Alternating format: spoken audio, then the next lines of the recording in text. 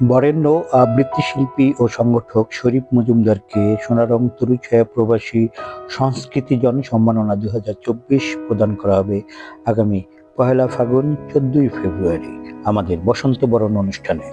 আসসালামু আলাইকুম সম্মানিত সুধী বান্ধবী, আজকে আমরা যার সাথে আলাপচারিতা বা আলোচনায় বসেছি, যার সম্পর্কে আমরা শুনবো, যার কথোপকথনগুলো আমরা শুনবো এবং তাকে আসলে নতুন করে পরিচয় করলে আর কিছু নেই। উনি আমাদের ফ্লোরিডার অত্যন্ত প্রিয় মুখ। যখন আমরা কণ্ঠর কোনো কিছু চিন্তা করি, যার মুখটি আমাদের সামনে ভেসে ওঠে আর কেউ নন, শরীফ মজুমদার। কেমন আছেন? জি, ভালো আছি, অনেক ধন্যবাদ। আমি প্রথমে যে প্রশ্নটিতে চলে যাচ্ছি, আমরা শুনতে পেয়েছি যে সোনারং তরুছায়া আপনাকে সম্মানিত করেছে, তো এই সম্পর্কে আপনার ধন্যবাদ। সোনারং তরুছায়া, প্রথমে বলি, সোনারং তরুছায়া বাংলাদেশের একটি বৃহৎ বৃক্ষায়ন একটি প্রতিষ্ঠান। ওরা বৃক্ষ নিয়ে কাজ করে বিশাল একটা পরিসরের মধ্যে, এবং তারা সাংস্কৃতিক কর্মকাণ্ড বিভিন্ন ভাবে তারা পরিচালনা করে, এবং বাংলাদেশ সারা পৃথিবীর যারা সাংস্কৃতিক বাংলা উৎসাহী তাদেরকে তারা অনুপ্রাণিত করে, বিভিন্ন ভাবে উৎসাহিত করে।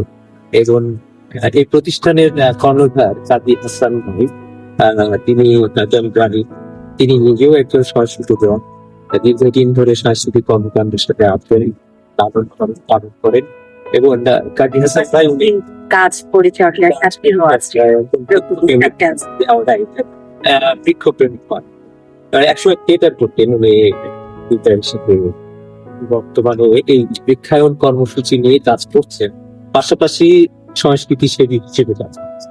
অনুভূতির কথা যেটা বললেন, আসলে যে কোনো সম্মাননা, স্বীকৃতি, এটা একটা মানুষের জন্য অনেক বড় পাওয়া, আর এটা একটা ভালোবাসার স্বীকৃতি। আমি মনে করি এমনি আমি যে কাজগুলো করি তাতে করে আপনাদের বা আমার বন্ধু বান্ধব, আমার পরিজন, আমার অনেক দর্শক শ্রোতা, তারা যে ভালোবাসা দেয়, ভালো বলো, এটাকে আমি সবচেয়ে বড় স্বীকৃতি বলি। পাশাপাশি এই ধরনের স্বীকৃতি অবশ্যই আমার কাজের প্রতি আরো উৎসাহ থাকবে, অনেক বেশি বাড়ে। আসলে যে কোনো ভালোবাসা তো আছেই, সম্মানটা কোনো জায়গা থেকে, কোনো প্রতিষ্ঠান থেকে যখন আসে তখন কাজের ওটা দ্বিগুণ হয়ে যায়। খুব ভালো বলেছেন, একদম ঠিক তাই। আচ্ছা, আমি আরেকটু যাই আপনার একদম পেছনে, আপনার এই ধারাতে চলে আসার জন্য আপনার হাতে খড়িটা থেকে আমি আপনার ফ্যামিলি ব্যাকগ্রাউন্ড বা বাবা মা, আপনার হাতে খড়িটা। হাতে খড়ি তো আসলে যে কোনো কাজের হাতে খড়িটা পারিবারিক ভাবেই আসে, সেখান থেকেই চলে আসে। আমি খুব ছোটবেলায় আমার বাবা সরকারি চাকুরির পাশাপাশি অভিনয় করতেন, নাটক করতেন, মঞ্চ নাটক। তো বাবার হাত ধরেই আমার প্রথম মঞ্চ নাটকের প্রবেশ, এবং তখন থেকেই একটা সাংস্কৃতিক একটা এই যে নাটক, মানে অভিনয়, আবৃত্তিটা নেশাটা আসছে। আমার মা ছড়া লিখতেন, ছড়াগুলো পড়তাম, ভালো লাগে। মানে পুরো পরিবারই আপনার হচ্ছে একেবারে সাংস্কৃতিক। একদম। আর বাবাকে দেখে আপনি মঞ্চে নিজে কাজ করবেন বা কণ্ঠ সাধন করবেন, সেই আগ্রহটা চলে এসেছে। একদম, সেখান থেকেই চলে আসে। মানে আপনাকে কোনো প্রেশার দেওয়া হয়নি, আপনার নিজে থেকে এই ব্যাপারটা চলে এসেছে। একদম নিজের থেকেই চলে এসছে। আর একটা সময়, আমাদের সময়, কখনো বাবা মারা তো এইসব কর্মকাণ্ডে কখনো প্রেশার দিয়ে তো কিছু করাতে পারে না, এটা ভেতর থেকে আসে। আসলে আপনার ঘটনাটা আসলে অনেকখানি মিলে যায়। আমি আসলে যত ঘটনাগুলো শুনি যে অনেক বড় বড় শিল্পী যারা আছেন, তাদেরও দেখা যায় যে ব্যাকগ্রাউন্ড কিছু না কিছু ফ্যামিলি থেকে আসে, এটা আসলে অনেক কম। আচ্ছা ভাইয়া, আপনার, যদিও আমি কিছুটা জানি, কিন্তু আজকে যেহেতু আমরা বসেছি দর্শকদের জন্য, দর্শকদেরকে একটু জানাতে চাই আপনার এই জগতে বিচরণটা আসলে অনেক দীর্ঘ পথ, অনেক ছোটবেলা থেকে শুরু, ছোটবেলা থেকে এভাবে গড়ে ওঠা। এবং যখন আমি 7ম শ্রেণীতে পড়ি, তখন খেলাধুলার আসলে আমার সাংস্কৃতিক যে কর্মকাণ্ড সেটা শুরু হয়েছে। ওখান থেকে তারপর কলেজে গিয়ে বিভিন্ন সাংস্কৃতিক অনুষ্ঠানে অংশগ্রহণ, সেখান থেকে পড়াশোনার সূত্র ধরে যখন ঢাকাতে তখন আমি টিএসসি কেন্দ্রিক আবৃত্তি চর্চা শুরু করলাম। ওখান থেকে নিয়মিত টিএসসিতে আবৃত্তি চর্চা করতাম, এবং তখন মঞ্চ নাটকের প্রতি আমার একটা মানে লোভ বা একটা আকাঙ্ক্ষা কাজ করতো, মঞ্চে নাটক করতে।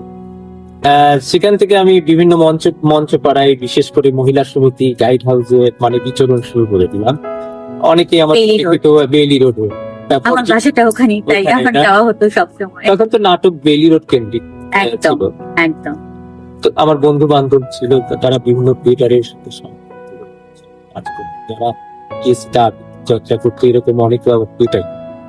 তো কিন্তু আসলে আকাঙ্ক্ষাটা পূরণ হয়নি, যেটা হয় যে ঢাকাতে পড়াশোনা করতে গেলে নিজের আর্থিক যে বিষয়টা, ওটা তো জন্য আমাকে টিউশনি করতে হয়েছে, অনেক টিউশনি করতাম।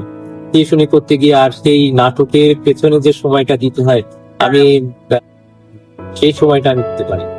সেই সময়টা না দেওয়ার পরে পরবর্তীতে আমি এই মঞ্চ নাটক, তবুও সময় করে মঞ্চ নাটক করতাম প্রতি সপ্তাহে। এবং নাটক যেহেতু আপনার নেশাতেই ছিল, নেশাতেই। আপনার ইচ্ছা ছিল। ইচ্ছা ছিল। এবং তখন কিন্তু আমি এই মঞ্চ নাটকে দেখতে দেখতে নাটকের উপরে লেখা শুরু করি। মঞ্চ নাটকের উপর টিচার লেখা, বাংলা বাজার, দৈনিক বাংলা বাজার পত্রিকা। আমার তখন একটা সম্পর্কে একটা মামার ছিলেন, উনি খুব বেশ নাম করা একজন সাংবাদিক, তৈরি হয়। তো উনি আমাকে উৎসাহিত করলেন যে আপনি লেখাটা বেশ ভালো লিখতে। তখন আমি মঞ্চ নাটক, এটাই ছিল তখন আমার এই পিএসএ আবৃত্তি চর্চা, মঞ্চ নাটক নিয়ে লেখালেখি, এগুলোই তখন আমার পরবর্তীতে আমি চাকরি পাই। যখন বগুড়াতে গিয়ে আমি বগুড়ার আবৃত্তি প্রেমী ছেলে মেয়েদের নিয়ে কণ্ঠ সাধনা আবৃত্তি সব, এটা হচ্ছে 2007 সালে। আমাদের ছাত্র।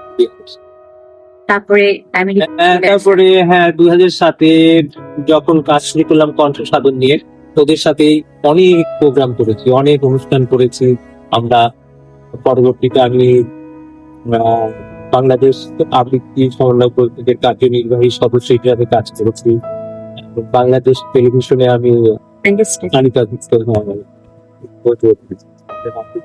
হিসেবে আমি আপনার আসলে সিকিউরিটি অনেক লম্বা সাপোর্ট। তারপর কি আমেরিকাতে তারপরে আমেরিকাতে তো আসতে হলো 2020 সালে। এখানে চলছে? কি তুলনা, এখনো চলছে, ধরে রেখেছি। না, আসলে আমার যেটা মনে হয় যে শিল্প কখনো মরে যায় না, সেটা দেশে হোক বিদেশে হোক, মনের মধ্যে যেটা থেকে যায় সেটার বিচরণ কখনো থেকে যায় না। খুব খুব সুন্দর কথা বলেছেন। আসলে যাদের অনেক ধন্যবাদ। ভেতরে এটা মানে থেকে যায়, থেকে যায়, তারা কখনো ছাড়তে পারে না, যে কোনো পরিস্থিতিতে মানে ধরে রাখার চেষ্টা ধরে করে। রাখে। আমি সেটা ধরে রেখেছি। হ্যাঁ, সেটার পরিপ্রেক্ষিতে আমরা দেখতে পাচ্ছি যে আপনি কণ্ঠ সাধন একটা প্রোগ্রাম করে যাচ্ছেন। তো সেই প্রোগ্রামটা সম্পর্কে যদি আমাদেরকে কিছু বলেন। কণ্ঠ সাধন ভার্চুয়াল গ্রুপ, এই নামটা আমি আমার সেই বগুড়ার ফেলে আসা কণ্ঠ সাধন আবৃত্তি সংসদের নাম মিলিয়ে এখানে মিলিয়ে দিয়েছেন। এখানে করলাম। এবং ওই মানে বাচ্চার মতো, সেখানে একটা বাচ্চা ছিল, সেই বাচ্চাটাকে আপনি আসলে লালন করে যাচ্ছেন। সাধন করে যাচ্ছি। বিদেশে চলে এসেছেন, যান্ত্রিক জীবনে আমরা সবাই আছি আসলে, কিন্তু তারপরও আপনি বাচ্চাটাকে লালন করার একটা চেষ্টা করছেন। সুন্দর একটা উদ্যোগ। তো আমার সন্তানের মতো। আপনার ভবিষ্যৎ পরিকল্পনা? ভবিষ্যৎ পরিকল্পনা তো অবশ্যই আছে, যে আমাদের যে শিল্প সংস্কৃতি, আমাদের যেটা আমরা হচ্ছে আমাদের চেতনার উৎস, সেটাকে লালন করে যাওয়া, এটাকে ধরে রাখা, এটা কখনো যেন বিলুপ্ত না হয়ে যায়। মানুষ শিল্প সংস্কৃতি ছাড়া কখনো নিজেকে শুদ্ধ করতে পারে না, পরিচ্ছন্ন একটা সুন্দর জীবন পেতে পারে।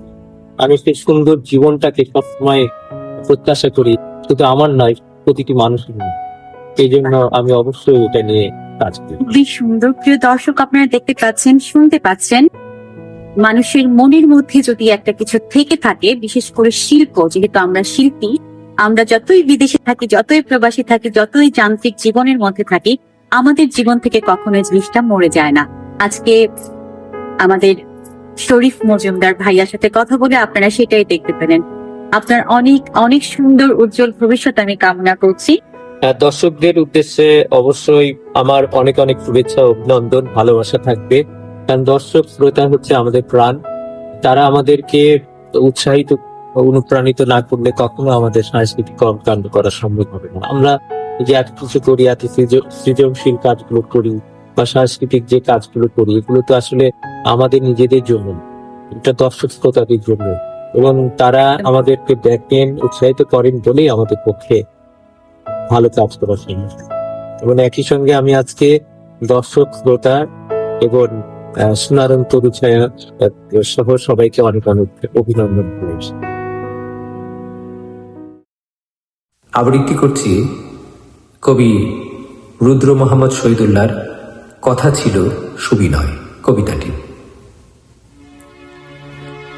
কথা ছিল রক্ত প্লাবনের পর মুক্ত হবে শস্য ক্ষেত, রাখালেরা পুনর্বার বাঁশিতে আঙ্গুল রেখে রাখালিয়া বাজাবে বিশদ। কথা ছিল বৃক্ষের সমাজে কেউ কাঠের বিপণী খুলে বসবে না, চিত্রল তরুণ হরিণেরা সহসায় হয়ে উঠবে না রপ্তানিযোগ্য চামড়ার প্যাকেট। কথা ছিল শিশু হবে পৃথিবীর শ্রেষ্ঠতম সম্পদের নাম, নদীর চুলের রেখা ধরে হেঁটে হেঁটে যাবে এক মগ্ন ভগীরথ। কথা ছিল আঙ্গুর ছোব না কোনোদিন, অথচ দ্রাক্ষার রসে নিমজ্জিত আজ দেখি আসি মহল। রাখালের হাত দুটি বড় বেশি শীর্ণ আর ক্ষীণ, বাঁশি কেনা জানি তার কখনোই হয়ে ওঠেনি। কথা ছিল চিল ডাকা নদীর কিনারে একদিন ফিরে যাব, একদিন বটবৃক্ষের ছায়ার নিচে জড়ো হবে সহজিয়া বাউলেরা, তাদের মায়াবী আঙ্গুলের টোকা ঢেউ তুলবে একতারায়। একদিন সুবিনয় এসে জড়িয়ে ধরে বলবে উদ্ধার পেয়েছি। কথা ছিল ভাষার কসম খেয়ে আমরা দাঁড়াবো ঘিরে আমাদের মাতৃভূমি, জল অরণ্য জমিন, আমাদের পাহাড় ও সমুদ্রের আদিগন্ত উপকূল। আজম এ জলাভূমি খুঁজে পাবে প্রকৃত সীমানা তার। কথা ছিল আর্য বা মুঘল নয়, এ জমিন অনার্যের হবে।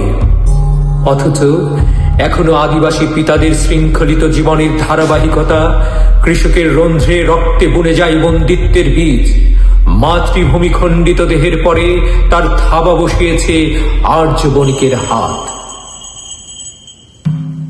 আর কি অবাক, ইতিহাসে দেখি সব লুটেরা দস্যুর জয়গারে ঠাসা। প্রশস্তি বহিরাগত তস্করের নামে নানা রং পতাকা উড়ায়। কথা ছিল আমাদের ধর্ম হবে ফসলের সুষম বন্টন, আমাদের তীর্থ হবে শস্যপূর্ণ ফসলের মাঠ। অথচ পাণ্ডুর নগরের অপচ্ছায়া ক্রমশ বাড়াই বাহু, অমলিন সবুজের দিকে, তরুদের সংসারের দিকে। জলোচ্ছ্বাসে ভেসে যায় আমাদের ধর্ম আর তীর্থভূমি। আমাদের বেঁচে থাকা ক্লান্তিকর, আমাদের দৈনন্দিন দিন ক্লান্তিকর, আমাদের দৈনন্দিন দিন। ধন্যবাদ।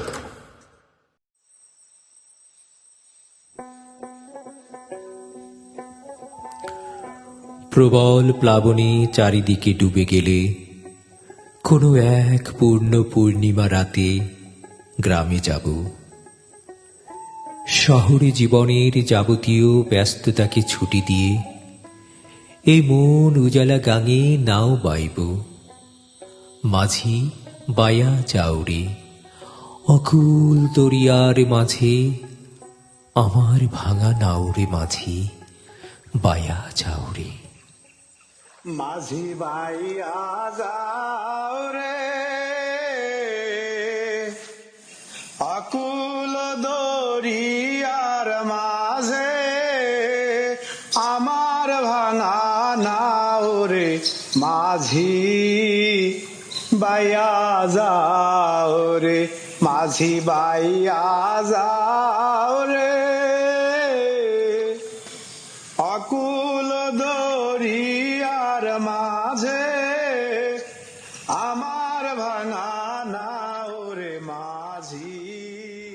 মনু প্রাণ ভরে হারানো দিনের গান গাইব, সুরে সুরে গানে গানে তমাল তলে তরি ভিড়াব।